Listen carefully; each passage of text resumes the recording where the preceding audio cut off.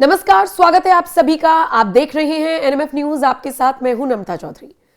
जम्मू कश्मीर में जब से सरकार आई है उमर अब्दुल्ला की, तब से उनके तेवर बदले बदले हैं बीजेपी के लिए, केंद्र सरकार के लिए। जो मुद्दे कभी सत्ता में आने से पहले उनके हुआ करते थे, नेशनल कॉन्फ्रेंस के हुआ करते थे, इंडिया गठबंधन के हुआ करते थे, उन सारे मुद्दों से बैकफुट पर आते हुए उमर अब्दुल्ला नजर आ रही है। लेकिन इन सबसे इतर उन मुद्दों को छोड़कर भी कुछ बहुत बड़ा नुकसान नहीं कर रहे हैं वो।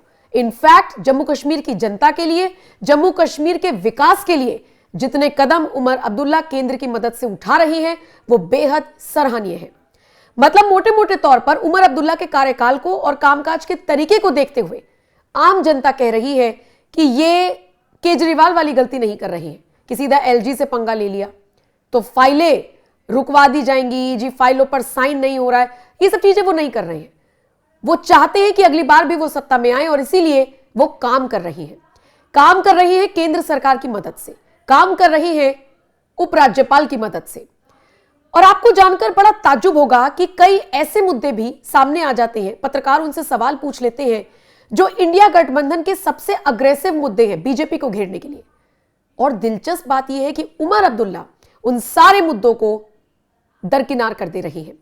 हद तो तब हो गई जब उन्होंने इस बार अपने पिता से भी असहमति जता दी। उन्होंने कहा मेरे लिए घर पर भी कई बार स्थिति बहुत असहज हो जाती है क्योंकि मैं अपने पिता की बातों से असहमत हूं।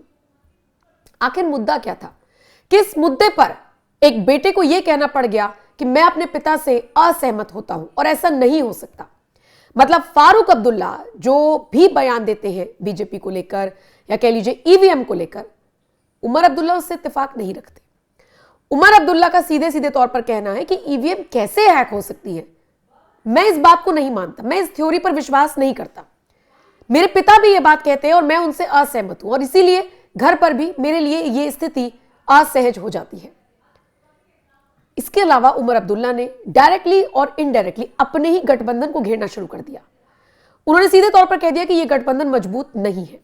इसी के साथ उन्होंने यह भी इशारा देने की कोशिश की है कि ईवीएम में गड़बड़ी नहीं हो सकती, ईवीएम हैक नहीं हो सकता। हां, आप इतना जरूर कह सकते हैं कि भाई कोई और तरीका अपना लिया जाए, कहीं पर वोट ज्यादा पड़ जाए या कोई और चीज इसमें आप इन्वॉल्व कर सकते हैं, लेकिन ईवीएम हैक होना मैं नहीं मानता। और इसके बाद उन्होंने अपने साथियों को भी घेरना शुरू कर दिया।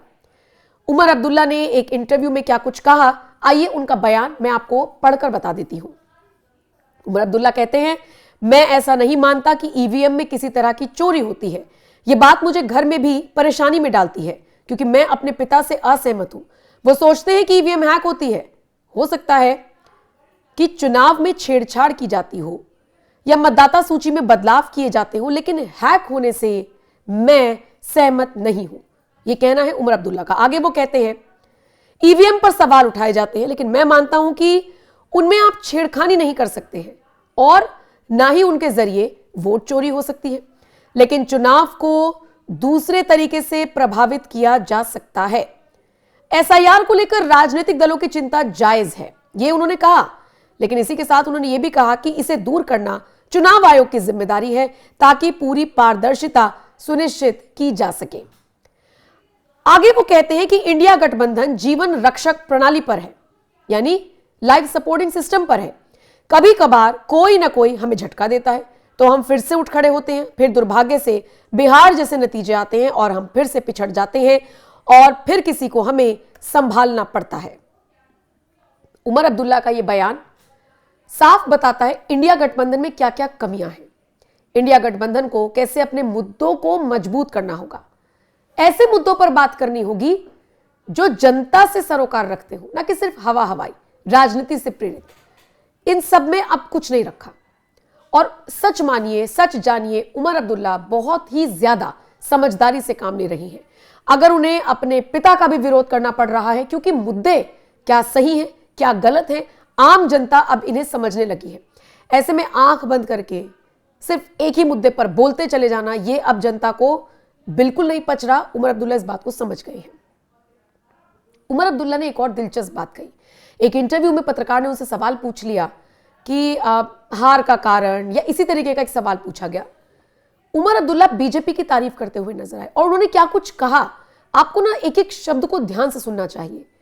उमर अब्दुल्ला कह रहे हैं कि जिस भी राज्य में चुनाव होता है, हम जैसे नेता जो अपने आप को यह बताते हैं कि हम 24/7 लगे रहते हैं, हम जैसे नेता 24 घंटे 7 दिन नहीं दे पाते, हर घंटा नहीं दे पाते। बीजेपी इस राज्य में चुनाव खत्म हुआ, दूसरे में पहुंच जाती है जिस राज्य में होना है चुनाव। मतलब अभी बिहार खत्म हुआ है तो आप बीजेपी को पाएंगे उन राज्यों में जहां पर चुनाव होने हैं।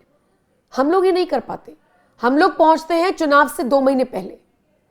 और बिल्कुल यही बात तमाम विपक्षी दल के नेता एक एक करके एक्सेप्ट करने लगे हैं कि ग्राउंड जीरो पर बीजेपी बहुत मेहनत करती है। अब मैं आपको बिहार का अगर जिक्र करूं, बिहार में सोचिए स्वतंत्र देव सिंह, अलीगढ़ के सांसद सतीश गौतम कब से, न जाने कब से बिहार में उतारे हुए थे और नतीजा आपके सामने है।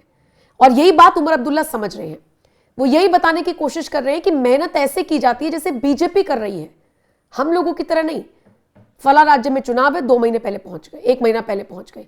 24 घंटे 7 दिन लगना पड़ता है। ये नहीं कि पार्ट टाइम लोगों के बीच पहुंच गए, फिर थोड़ा सा अपना सोशल मीडिया देख रहे, कुछ मुद्दों को उठाए, फिर उन्हें छोड़ दिया।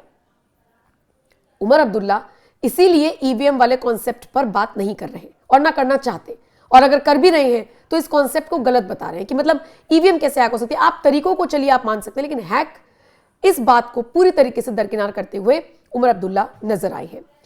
और ये बड़ी दिलचस्प बात है कि वाकई में अगर विरोधी दल के नेता भी इस बात को कह रहे हैं कि बीजेपी और बीजेपी के कार्यकर्ता इतनी मेहनत करते हैं कि किसी राज्य में चुनाव होना है और वो पहले ही पहुंच जाते हैं, मतलब एक राज्य में चुनाव जीते, वहां खुशियां मनाई और तुरंत पहुंच गए अगले राज्य में, ना कि कहीं और निकल जा रहे हैं तो रिलैक्स कर रहे हैं, तो अभी अपनी विचारधारा को ला रहे हैं, अभी अपना खाका तैयार करें। नहीं, बीजेपी के पास सब कुछ तैयार होता है, ये उमर अब्दुल्ला कहने की कोशिश करते हुए नजर आए हैं।